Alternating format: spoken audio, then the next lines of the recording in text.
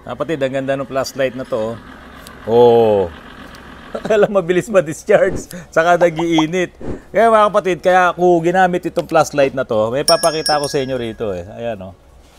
Napakagaling. Napakagaling nung pintur nito.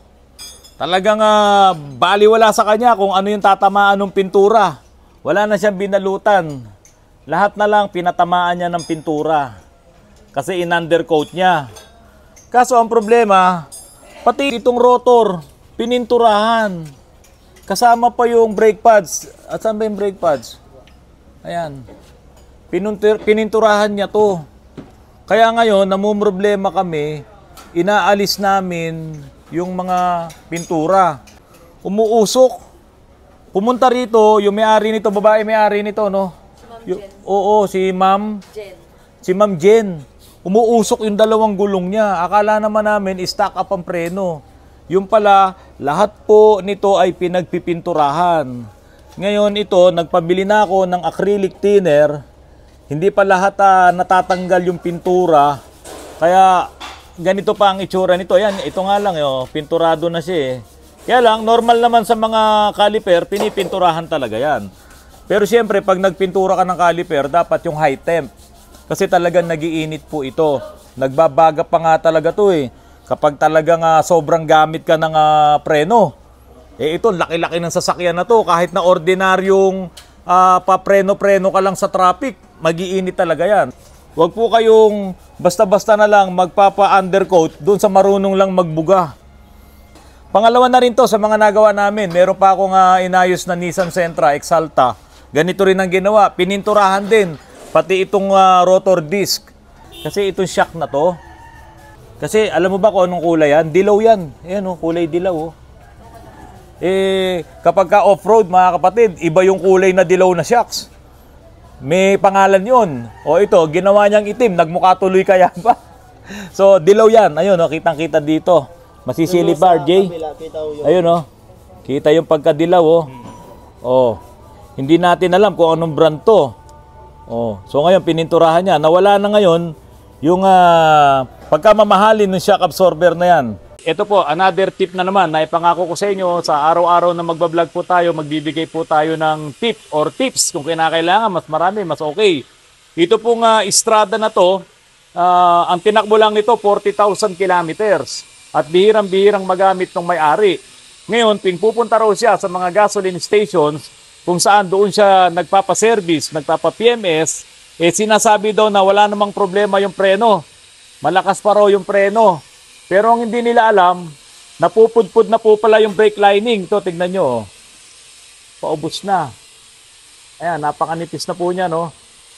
Ang ginagawa lamang po namin dito, mga kapatid, dahil napanood po yung mga vlogs natin tungkol sa automatic transmission, na nagpapalit po tayo ng ATF, pati yung filter. So ngayon, pinagawa ni Sir yun, pinalitan natin ng ATF, nag-drain and refill tayo, hindi naman ako nag-dialysis kasi mapula pa yung ATF niya, nilinis na lang yung filter. Kaso, nung makita ko dito, ito yung ano niya, yung reservoir, yung fluid canister sa preno. Halos nandito na lang po yung fluid, ayan, dito sa ibabaw na lang halos ng minimum. Kitang-kita naman, no? Dito maputi, dito medyo dark yung color nitong canister. So sabi ko, sir, manipis na ang inyong mga brake pads. So sabi niya, hindi, okay pa yan. Kapapa-check ko lang, sabi. Kapapa-check ko lang yan sa sa ship. Sabi pa nga niya ganun. O sige, sir, total nandito na kayo, i-check na lang natin. Kaya yan, nakita po natin. Ito na, ganyang kanipis.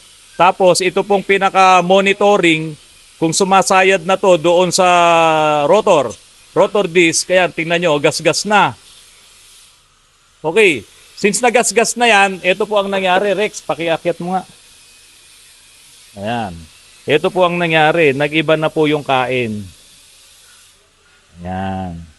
Kaya po ang reklamo nung may-ari nito, kapag ka daw po marahan na membreno siya, nanginginig. Yung kanyang gulong, pati yung manibela, kasi rack and pinion to, daman-dama mo yan. Every time na membreno siya ng marahan, kasi nga po, hindi na pantay itong kanyang rotor disc. Sa kabila, meron na rin to, nararamdaman ko.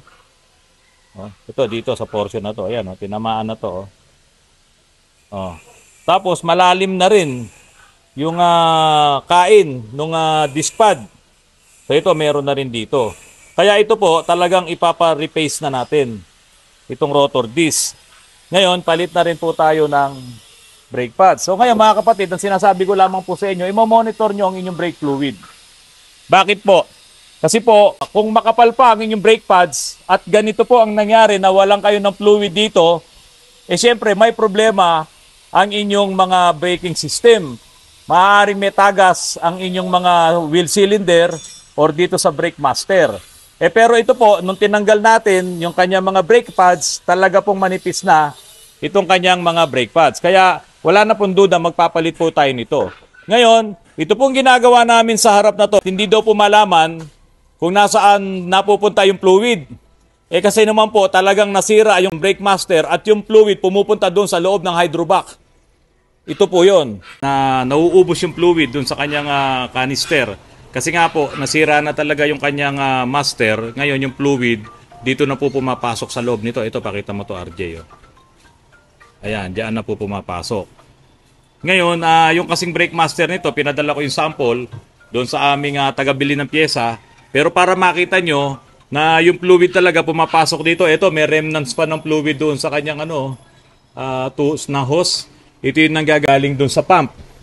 O, ayan po, tignan nyo. May fluid pa sa loob, oh. Barado pa, tataktak ako ng konti dito, Ayan, oh. So, humihigop na rin siya ng fluid. Kasi nga po, yung fluid na nandun sa canister, pumupunta dito sa manifold at yun naman pong hose na yun, nakasaksak dito.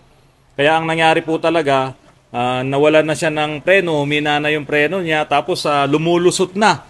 Kasi nga, yung fluid nawawala. May-ari po kasi nito, nagkaroon siya ng emergency rin talaga. Nasa hospital siya ngayon at sana po maging okay yung kanyang ma'am na nasa hospital. Ito na po yung brake master. Ito yung sira.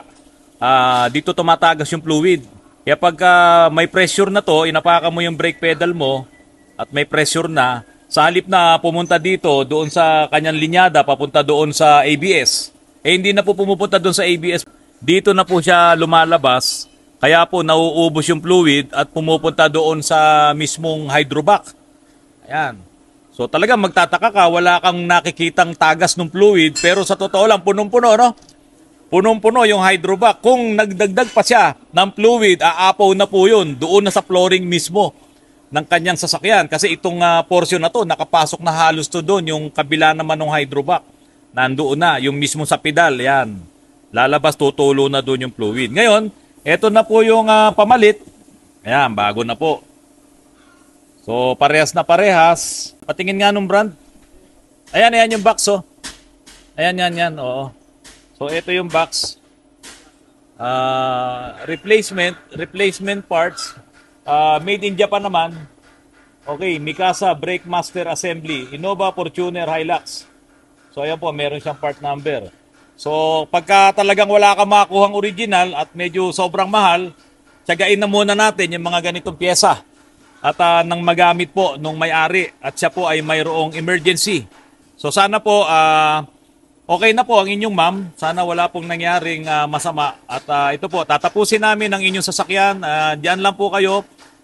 Stay calm. Pilitin namin matapos. At lalong-lalo na preno po ang inyong problema. Kapag may mga emergency, buti na lang nadala nyo muna dito. Kasi kung biglang dumating at na-receive nyo yung call na may emergency kayo at dala nyo to, baka po na-aksidente kayo. So within the day, hanggang mamaya, tatapusin ni dyan itong preno at para magamit nyo na po pagbalik nyo rito. Kung hindi mamaya or bukas or basta pagbalik nyo po, pag okay na po kayo, balik lamang po kayo dito. Kung napanood nyo po yung vlog ko po kahapon or kagabi na in-upload ko, nag-dialysis po tayo nung isang sasakyan dito, Montero. Ito po yung kanyang filter, automatic transmission filter. Ngayon, may mga nag-comments po doon, dapat daw po ba talagang palitan yung filter? Kasi karamihan daw po, nung may mga dialysis machine, talagang dinadialysis lang. Pinapalitan lang nila yung ATF. Ako po, ang sabi ko po doon, wag po kayong papayag. Kapag po kayo ay nagpa-dialysis ng inyong transmission fluid, palitan nyo rin yung filter.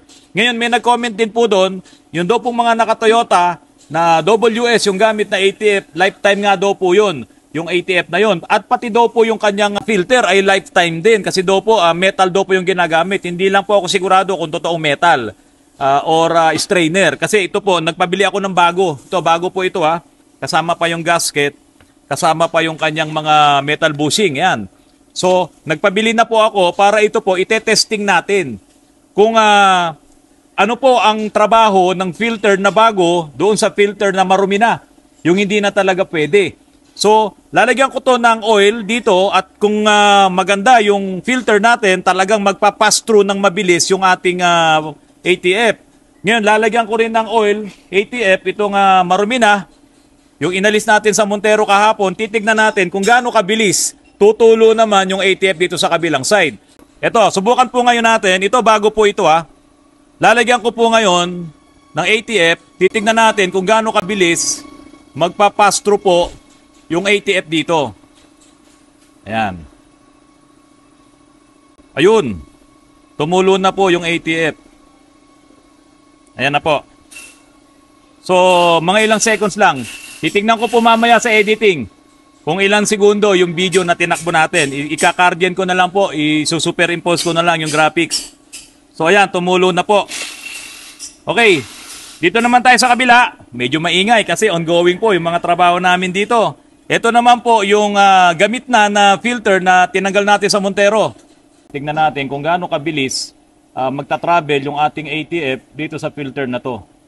2, 3, 4, 5, 6, 7, 8, 9. Ayun, noon pa lang oh. Tumulo at saka medyo mabagal siya. Kung tutusin, puno ito mga kapatid, napasobra ko na. Ayan, ang bagal niya oh. So, ayan po ang epekto mga kapatid kapag ka po barado na yung inyong filter. So, mabagal yung travel ng fluid nadadaan dito sa filter. Kaya ayan yung sinasabi natin na delayed yung engagement, delayed yung shifting. So, kailangan muna mataas yung RPM bago talaga mag-shift kasi pag tumaas yung RPM, bibilisin yung ikot ng pump, ng ating transfer pump. So, ganyan po ang magiging problema nyo. Kung talagang barado ang inyong filter, so hindi magiging maganda yung performance ng inyong automatic transmission at kapag ka po pinagtagal nyo yan, siyempre hindi niya mapapalamig ang transmission fluid kasi yan ang cooler. Ngayon, hindi rin niya malulubricate kasi nga po kailangan pumunta siya doon sa mga granahe kasi nga po nagiging mabagal yung pag-travel ng ating fluid dahil barado yung ating filter. So ganun na lamang po natin isipin yun. Ngayon mga kapatid, ito po.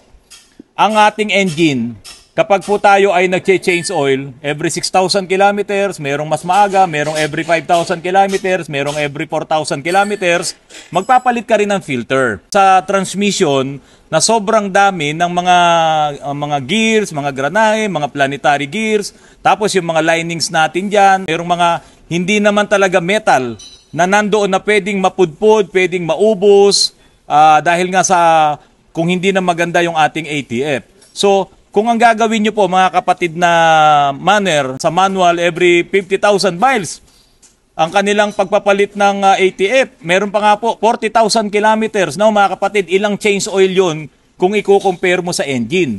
Samantalang sa engine, yun nga, every 5,000, magpapalit ka ng oil filter, magpapalit ka ng langis. Samantalang mas marami pong pwedeng magkaroon ng pudpud at ng nagdi-deteriorate na lining dyan sa loob ng inyong automatic transmission. Kung every 10,000, magpalit ka ng filter, magkano lang naman to eh. Ngayon, kung maganda pa yung ATF mo, wag mong palitan, filter lang ang palitan nyo. Napakadali lang naman po nito. Kahit kayo kaya nyong i-DIY. Tanggalin nyo yung oil pan, ibaba nyo yung oil pan, tapos sahurin nyo yung fluid. Kung maganda pa, pwede nyong ibalik yun. Mura lang to. Pag kayo nagpa-dialysis, palitan nyo yan. Ngayon, gawin yung regular. Kung gusto nyo tumagal talaga ang inyong mga automatic transmission, diyan po kasi natatrap lahat ng dumi, yung mga residue. At nagbabara po talaga yan. Useless po, magpapadialysis kayo nang hindi kayo magpapalit ng filter. Useless po yon. Sayang lang ang inyong pera kapag po ganun ang nangyari. Mga kapatid, hanggang sa muli po, nagpapasalamat po ako sa mga naging bisita ko nitong mga nakaraang araw. Ito po kayo, talagang sinasadya nyo pa po ako na puntahan po nyo dito. Mga kapatid, maraming salamat po sa inyong lahat. Magandang gabi po sa inyong lahat.